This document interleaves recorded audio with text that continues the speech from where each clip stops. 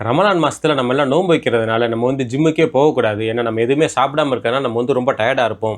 So ஜிம்முக்கு போகிறத கம்ப்ளீட்டாக அவாய்ட் பண்ணணும் அப்படின்னு சில பேர் வந்து சொல்லுவாங்க. நோம்புக்கும் அதுக்குலாம் ஒன்றும் சம்மந்தம் இல்லைங்க. நம்ம வழக்கமாக மற்ற நாள் எப்படி ஒர்க் அவுட் பண்ணுமோ அதே மாதிரி நம்ம நோம்பு நேரத்தில் ஒர்க் அவுட் பண்ணலாம் அப்படின்னு சில பேர் சொல்லுவாங்க.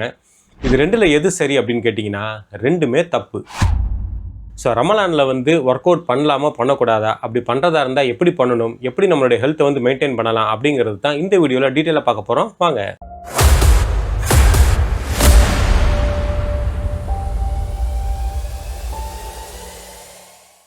ஹலோ எவ்ரிவன், என்னுடைய பேர் ஷேக் சையத். நான் 2 டைம்ஸ் அயன்மேன் ஈவெண்ட் கம்ப்ளீட் பண்ணியிருக்கேன். நான் ஒரு endurance athlete. Kashmir to Kanyakumari சைக்கிளிங்கில் நான் வேர்ல்டு ரெக்கார்ட் ஹோல்டர். பல மேரத்தான் ஈவெண்ட்ஸில் பார்ட்டிசிபேட் பண்ணியிருக்கேன். ரீசெண்டாக NISM இன்ஸ்டியூட்டில் சர்டிஃபைட் பர்சனல் ட்ரைனர் கோர்ஸ் வந்து நான் கம்ப்ளீட் பண்ணியிருக்கேன். ஸோ என்னுடைய ஃபிட்னஸ் எக்ஸ்பீரியன்ஸ் இருந்தும் இப்போ நான் படித்ததில் இருந்தும் நோம்பு நேரத்தில் குறிப்பாக ஃபாஸ்டிங் டைமில் நம்ம ஒர்க் அவுட் பண்ணலாமா பண்ணக்கூடாதா, அது எப்படி வந்து எஃபெக்டிவாக பண்ணணும் அப்படிங்கிறத தான் இந்த வீடியோவில் நம்ம டீட்டெயிலாக பார்க்க போகிறோம். ஸோ இந்த ரமலான் மாதத்தில் நம்ம ஒரு மாதம் பூரா வந்து எதையுமே சாப்பிடாமல் இருக்கும். ஸோ நம்ம உடம்பு வந்து டயர்டாக இருக்கும். அதனால் நம்ம எந்த ஒர்க் அவுட்டுமே பண்ணக்கூடாது அப்படின்ட்டு நம்ம ஒர்க் அவுட்டை ஸ்டாப் பண்ண என்ன ஆகும்னு கேட்டிங்க அப்படின்னா, ஒரு மாதத்தில் நம்ம என்னென்ன வந்து கெயின் பண்ணியிருந்தோமோ அது எல்லாத்தையும் வந்து லூஸ் பண்ண ஆரம்பிச்சிருவோம். ஏன்னா இந்த ஒரு வாரத்தில் பார்த்தீங்கன்னா நம்ம பாடியில் இருக்கக்கூடிய கிளைக்கோஜன் ரிசர்வ்ஸ் வந்து கொஞ்சம் கொஞ்சமாக கம்மியாகும். ஏன்னா நம்மளுடைய மசில்ஸ்க்கு வந்து இந்த கிளைக்கோஜனை ஸ்டோர் பண்ணக்கூடிய கெப்பாசிட்டி வந்து குறையும். ஸோ 2வது வாரத்தில் பார்த்தீங்கன்னா இந்த கிளைக்கோஜன் ரிசர்வ் கம்மியாகிறதுனால நம்ம பாடி ஸ்டோர் பண்ணிகிட்டு இருக்க வாட்டர் வெயிட் வந்து கொஞ்சம் கொஞ்சமாக கம்மியாக ஆரம்பிக்கும். அதனால் நம்ம வந்து வெயிட்டை வந்து குறைய ஆரம்பிக்கும். ஆனால் இந்த 2 வாரம் கழிச்சு இந்த கடைசி 3வது 4வது வாரத்தில் பார்த்தீங்கன்னா நம்ம உடம்புல வந்து மசில் லாஸ் வந்து ஏற்பட ஆரம்பிக்கும். எந்த அளவுக்குன்னு கேட்டிங்கன்னா அதிகபட்சமாக ஒரு 15% வரைக்கும் நம்ம பாடியில் வந்து மசில் லாஸ் வந்து ஆட்டோமேட்டிக்காக நடக்க ஆரம்பிச்சிடும் இந்த ஃபாஸ்டிங் டைமில். அதனால ஃபாஸ்டிங் டைமில் நம்ம வந்து நம்மளுடைய ஒர்க் அவுட்ஸ் வந்து கம்ப்ளீட்டாக ஸ்டாப் பண்ணுறது அப்படிங்கிறது நம்மளுடைய இத்தனை வருஷ கெய்னையும் வந்து அது அப்படியே வந்து ஸ்டாப் பண்ணிடும். சொல்லப்போனால் நெகட்டிவில் கொண்டு போயிடும். ஸோ இந்த ஒரு மாத பிரேக் அப்புறமா நம்ம மறுபடியும் வந்து ஒர்க் அவுட்டை ஸ்டார்ட் பண்ணும்போது நம்ம 0லேருந்து ஸ்டார்ட் பண்ண வேண்டியிருக்கும். திருப்பி நம்ம பழைய ஸ்டேஜுக்கு வர்றதுக்கே ஒரு 3லேருந்து ஒரு 6 மாதம் வந்து டைம் எடுக்கும். அதனால் ஒர்க் அவுட்டை மொத்தமாக ஸ்டாப் பண்ணுறது அப்படிங்கிறது நல்லதே கிடையாது. அப்போ இந்த நோன்பு வைக்கிற நேரத்தில் நம்ம எப்படி ஒர்க் அவுட் பண்ணணும் அப்படின்னு கேட்டிங்கன்னா, இந்த நோன்பு நேரத்தில் நம்மளுடைய கோல் வந்து நம்மளுடைய மசில் கெயினோ அல்லது நம்மளுடைய பெர்ஃபார்மன்ஸை இன்க்ரீஸ் பண்ணுறதாவோ இருக்கக்கூடாது. நம்மளுடைய இந்த கோல் வந்து எப்படி இருக்குன்னு கேட்டிங்கன்னா மெயின்டெனன்ஸ் கோலாக இருக்கணும். அது நம்மளுடைய பெர்ஃபார்மன்ஸாக இருந்தாலும் சரி, நம்மளுடைய மசிலாக இருந்தாலும் சரி, இதை வந்து இந்த நோம்பில் இது டவுன் ஆகாமல் மெயின்டைன் பண்ணுறதுக்கு நம்ம என்ன பண்ணணுமோ அதை வந்து செய்யணும். அதுக்கு நம்மளுடைய ஒர்க் அவுட்ஸ் வந்து கொஞ்சம் ஸ்மார்ட்டான வழியில் வந்து நம்ம ஒர்க் அவுட் பண்ணுறது அவசியம். ஸோ எப்படி ஒர்க் அவுட் பண்ணணும் அப்படிங்கிறதுக்கு முன்னாடி எந்த நேரத்தில் ஒர்க் அவுட் பண்ணலாம் அப்படிங்கிறத நம்ம முதல்ல பார்த்துடலாம். இந்த நோம்பு நேரத்தில் நம்ம ஒர்க் அவுட் பண்ணுறதுக்கு 3 நேரம் வந்து ரொம்ப ஆப்டிமமான ஒரு டைம். அதில் ஃபஸ்ட்டுன்னு தான் சொல்லுவது. தேர்டு கொஞ்சம் லீஸ்ட் ப்ரிஃபரன்ஸ் கொடுக்கக்கூடிய ஒரு டைம் எது அப்படின்னு கேட்டிங்கன்னா நம்மளுடைய சகர் சாப்பாட்டுக்கு முன்னாடி. ஸோ இது ஏன் நான் லீஸ்ட் ப்ரிஃபரன்ஸ் சொன்னேன் அப்படின்னா, இது வந்து ப்ராக்டிக்கலாக பார்க்கும்போது கொஞ்சம் சேலஞ்சிங்காக இருக்கும். ஏன்னா நம்ம தராவி முடிச்சுட்டு நம்ம தூங்குவோம். எப்படியும் ஒரு 11 மணிக்கு மேலே தான் நம்ம தூங்க ஆரம்பிப்போம். ஸோ காலையில் நம்ம சகருக்கே வந்து ஒரு 4:30 மணிக்கு எந்திரிச்சிருவோம். ஸோ அதுக்கு நீங்கள் 1 மணி நேரத்துக்கு முன்னாடி எந்திரிச்சு ஒர்க் அவுட் பண்ணணும் அப்படிங்கும்போது உங்களுடைய ஒர்க் அவுட் வந்து கிட்டத்தட்ட ஒரு 3 மணி 3:30 மணி அந்த மாதிரி டைமில் நம்ம ஒர்க் அவுட் பண்ண வேண்டியிருக்கும்.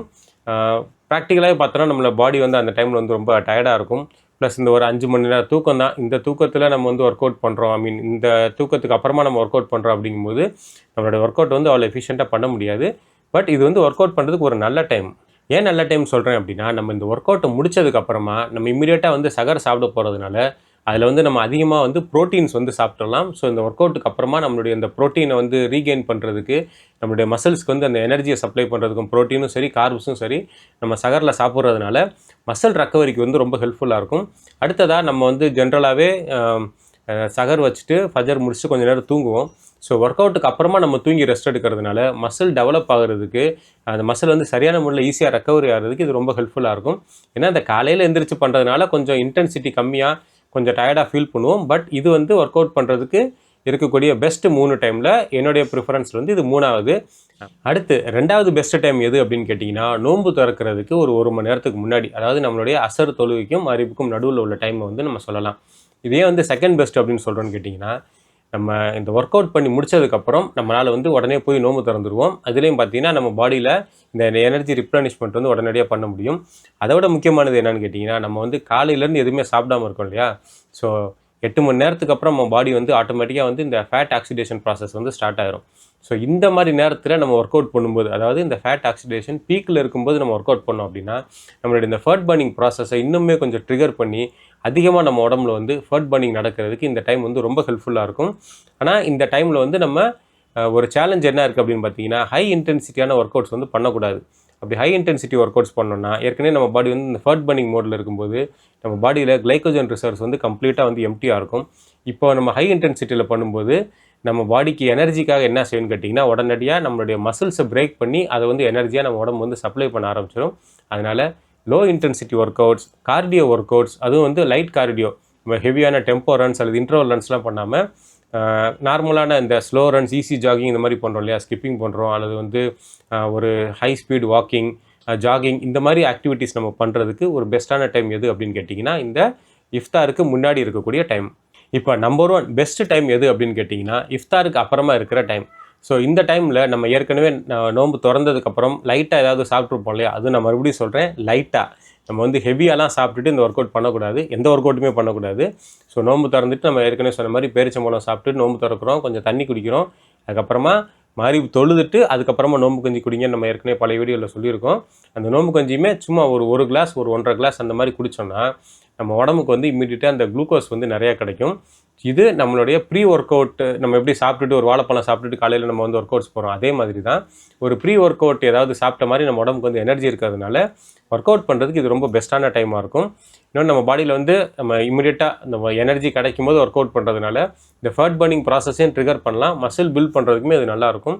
ஒர்க் அவுட் பண்ணதுக்கப்புறமா இந்த ஒர்க் அவுட் பண்ணும்போது நம்மளால் வந்து நிறையா தண்ணிலாம் குடிச்சிக்க முடியும். அதனால் வந்து நமக்கு அந்த எனர்ஜி லாஸ்லாம் ஆகாது. அதே மாதிரி ஒர்க் அவுட் முடிஞ்சதுக்கப்புறமும் நமக்கு தேவையான ப்ரோட்டீனையும் சரி, கார்போஹைட்ரேட்டையும் சரி, நமக்கு வந்து பாடியை ரீஹைட்ரேட் பண்ணுறதுக்கு எல்லாமே நமக்கு சாப்பிட்றதுக்கு அந்த ஃப்ளெக்சிபிலிட்டி, ஃப்ரீடம் இருக்கிறதுனால ஒர்க் அவுட் பண்ணுறதுக்கான பெஸ்ட் டைம் எது அப்படின்னு கேட்டிங்கன்னா, இந்த மகரிபுக்கு அப்புறமா, அதாவது நோன்பு திறந்ததுக்கப்புறம் இஷாவுக்கு முன்னாடி இந்த டைமில் நம்ம ஒர்க் அவுட் பண்ணுறதுங்கிறது நோன்பு நேரத்தில் ஒர்க் அவுட் பண்ணக்கூடிய ஒரு பெஸ்ட் டைம். என்னுடைய பர்சனல் ஃபேவரட் எது அப்படின்னு கேட்டிங்கன்னா, நான் வந்து இஷாலாம் முடிச்சுட்டு ஒரு 9 மணி 10 மணிக்கு மேலே நான் வந்து என்னுடைய ஒர்க் அவுட்ஸ் பண்ண ஆரம்பிப்பேன். ஏன்னா மகரிப் டு இஷா வந்து எனக்கு ஆஃபீஸ் டைமில் கொஞ்சம் மீட்டிங்ஸ்லாம் இருக்கும். அதனால் வந்து எனக்கு அந்த டைம் வந்து அவ்வளோ சூட்டபுளாக இருக்காது. அதனால் நான் வந்து எப்போவுமே இஷாக்கு அப்புறமா ஒரு 9 மணிக்கு மேலே அல்லது ஒரு 9:30 10 மணிக்கு அந்த மாதிரி தான் வந்து என்னுடைய ஒர்க் அவுட்ஸ் வந்து நான் பண்ணுவேன். எனக்கு மீட்டிங்ஸ் எதுவும் இல்லை அப்படின்னா இது மாதிரி நான் நோம்பு திறந்த உடனே போய் அந்த ஒர்க் அவுட்ஸை பண்ணிடுவேன். இது ரெண்டும் வந்து நான் ஜென்ரலாக நோம்பு நேரத்தில் ஒர்க் அவுட் பண்ணக்கூடிய எனக்கு பிடிச்ச ஒரு ப்ரிஃபரபுளான டைம் அப்படின்னு சொல்லலாம். அடுத்து முக்கியமான மேட்ரு இப்போ தான் வருது. நம்ம வந்து ஸ்மார்ட்டாக வந்து ஒர்க் அவுட் பண்ணணும் அப்படின்னு சொன்னோம் தெரியுமா? ஸோ ஒர்க் அவுட் டைம் வந்து முடிவு பண்ணிட்டோம். இந்த டைமில் நம்ம என்ன மாதிரி ஒர்க் அவுட் பண்ணணும் அப்படின்னு கேட்டிங்கன்னா, இதுதான் வந்து இருக்கிறதுலே ரொம்ப முக்கியமானது. நம்மளுடைய மசிலை வந்து லாஸ் ஆகாமையும் நம்மளுடைய பெர்ஃபார்மன்ஸ் குறையாமையும் இருக்கிறதுக்கு நம்ம எப்படி ஒர்க் அவுட் பண்ணணும் அப்படின்னு கேட்டிங்கன்னா, நம்மளுடைய ஒர்க் அவுட் இன்டென்சிட்டி வந்து 70% இருக்கிற மாதிரி நம்ம பார்த்துக்கணும். அதுதான் வந்து ரொம்ப முக்கியமாக நம்ம நோட் பண்ண வேண்டிய விஷயம். உதாரணத்துக்காக சொல்கிறேன், நீங்கள் ஒரு 100 கிலோ வச்சு நீங்கள் வந்து டெட் லிஃப்ட் பண்ணுறீங்க அப்படின்னா, அதே டெட் லிஃப்ட்டை நீங்கள் வந்து 70 கிலோ பண்ணுங்கள். 100 கிலோ டெட் லிஃப்ட் வந்து 10 ரெப்ஸ் பண்ணுறீங்கன்னா 70 கிலோ வச்சுட்டு நீங்கள் 10 ரெப்ஸ் பண்ணுங்கள். அல்லது நீங்கள் வந்து ஒரு 20 புஷ்அப்ஸ் பண்ணுறீங்க அப்படின்னா அது ஒரு 15 புஷ்அப்ஸாக மாற்றிக்கிங்க. ஸ்குவாட் ஒரு 50 பண்ணுறீங்க அப்படின்னா அது ஒரு 35 மாற்றிக்கிங்க. ஸோ இந்த மாதிரி நம்ம எந்த ஒர்க் அவுட் பண்ணுறோமோ அந்த நம்பர் ஆஃப் ரெப்புடேஷன்ஸை சேமாக வச்சுட்டு நம்மளுடைய லோடை வந்து ஒரு 30% கம்மியாக வச்சு நம்ம பண்ணுறது நம்மளுடைய பெர்ஃபார்மன்ஸை வந்து ஸ்டேபிளைஸ் பண்ணி வச்சுக்கிறதுக்கும் நம்மளுடைய மசில் லாஸை வந்து ப்ரிவெண்ட் பண்ணுறதுக்கும் நமக்கு வந்து ஹெல்ப்ஃபுல்லாக இருக்கும். நம்ம ஏற்கனவே சொன்ன மாதிரி நோம்பு நேரத்தில் நம்ம மசில் கெயினையோ பெர்ஃபார்மன்ஸ் இம்ப்ரூவ்மெண்ட்டையோ வந்து எதிர்பார்க்கக்கூடாது. இது நம்ம மெயின்டைனாக வச்சுக்கிறதே வந்து நமக்கு ஒரு மிகப்பெரிய ஒரு சாதனை தான். இப்போ இதுவே வந்து நீங்கள் ஒரு அத்லெட்டாக இருக்கீங்க, ரன்னிங் இந்த மாதிரி பண்ணுறீங்க அப்படின்னா உங்களுடைய ரன்னிங் இன்டென்சிட்டியை வந்து நீங்கள் 70%ல் வச்சுக்கோங்க.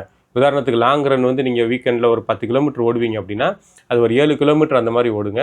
ஸோ மற்ற மாதிரி இன்டர்வல்ஸ் நீங்கள் பண்ணுறீங்க அப்படின்னாலும் இன்டர்வல்ஸோட இன்டென்சிட்டி வந்து நீங்கள் கொஞ்சம் கம்மி பண்ணிக்கோங்க. ஸோ 70% இன்டென்சிட்டியில் நம்ம பண்ணும்போது நம்மளுடைய பெர்ஃபார்மன்ஸை நம்மளால் மெயின்டைன் பண்ண முடியும், சஸ்டெயின் பண்ண முடியும், மசில் லாஸை ப்ரிவெண்ட் பண்ணி நம்ம இந்த நோம்பு முடிஞ்சதுக்கப்புறம் திருப்பி நம்மளுடைய ரெகுலர் ஆக்டிவிட்டீஸ் ஸ்டார்ட் பண்ணுவோம் பாருங்களேன். அப்படி நம்ம ஸ்டார்ட் பண்ணும்போது நம்ம 0லேருந்து ஸ்டார்ட் பண்ணாமல் நம்ம எந்த நம்ம பெர்ஃபார்மன்ஸ் வந்து இப்படி இன்க்ரீஸ் ஆகிட்டே வந்துச்சு அப்படின்னா கொஞ்சம் நேரத்துக்கு நம்ம வந்து அதை ஒரு பிளாட்டிவ் ஸ்டேஜில் அதே பெர்ஃபார்மன்ஸில் மெயின்டைன் பண்ணி திருப்பி அதிலேருந்து நம்மளுடைய பெர்ஃபார்மன்ஸை நம்ம இன்க்ரீஸ் பண்ணிக்கலாம். அது நம்மளுடைய அத்லெட்டிக் பெர்ஃபார்மன்ஸாக இருந்தாலும் சரி அல்லது நம்மளுடைய மசில் கெய்னிங்காக இருந்தாலும் சரி, அந்த மாதிரி நம்ம ஒரு மெயின்டைன் பண்ணி அதுக்கப்புறமா இன்க்ரீஸ் பண்ணுறதுங்கிறது இந்த நோம்பு நேரத்தில். ஸோ இந்த நோம்பு அப்படிங்கிறது ஒரு மெயின்டெனன்ஸ் ஃபேஸ். ஆனால் நோம்பில் ஒர்க் அவுட் பண்ணுறதை அவாய்ட் பண்ணுறீங்க பார்த்தீங்களா, அதை வந்து நம்ம கம்பல்சரியாக வந்து ஸ்டாப் பண்ணணும். ஏன்னா நம்ம ஒர்க் அவுட் பண்ணாமல் இருந்தோம் அப்படின்னா கண்டிப்பாக மசிலும் சரி பெர்ஃபார்மன்ஸும் சரி மெயின்டைன் ஆகாது. அது விட்டு டிட்டோரைட் ஆகிட்டே போய்கிட்டு இருக்கும். திருப்பி பழைய ஸ்டேஜுக்கு வர்றதுக்கே வந்து நமக்கு ரொம்ப டைம் ஆகும். அதனால் இந்த மாதிரி எஃபெக்டிவாக பிளான் பண்ணி நம்மளோட ஒர்க் அவுட்ஸ் பண்ணணும் அப்படின்னா நம்ம இந்த நோம்பு நேரத்தில் நம்ம வந்து ரொம்ப ஹெல்த்தியாகவும் ஆரோக்கியமாக இருக்க முடியும். நோம்பு முடிஞ்சு திருப்பி நம்மளோட ஆக்டிவிட்டீஸ் ஸ்டார்ட் பண்ணும்போதும் நம்மளால் வந்து ரொம்ப எனர்ஜெட்டிக்காக நம்மளுடைய பெர்ஃபார்மன்ஸ் அடுத்த லெவலுக்கு கொண்டு போகிறது இந்த ஸ்மார்ட்டாக நம்மளுடைய நோன்பு நேரத்தில் நம்மளுடைய ஆக்டிவிட்டிஸ் அமைச்சிக்கிறது ரொம்ப முக்கியம். ஸோ இந்த வீடியோ மூலிமா நோம்பில் எப்படி நீங்கள் வந்து நல்லபடியாக ஒர்க் அவுட் பண்ணணும் அப்படிங்கிற சில இன்ஃபர்மேஷனை தெரிஞ்சுக்கிட்டீங்க நான் நம்புகிறேன். உங்களுக்கு பிடிச்ச ஒர்க் அவுட் டைமிங் எது அப்படிங்கிறத மறக்காமல் கமெண்ட்டில் தெரியப்படுத்துங்க. அடுத்து இதே மாதிரி ஒரு இன்ட்ரெஸ்டிங்கான இன்ஃபர்மேட்டிவான வீடியோ நான் உங்களை மீட் பண்ணுறேன். பாய்.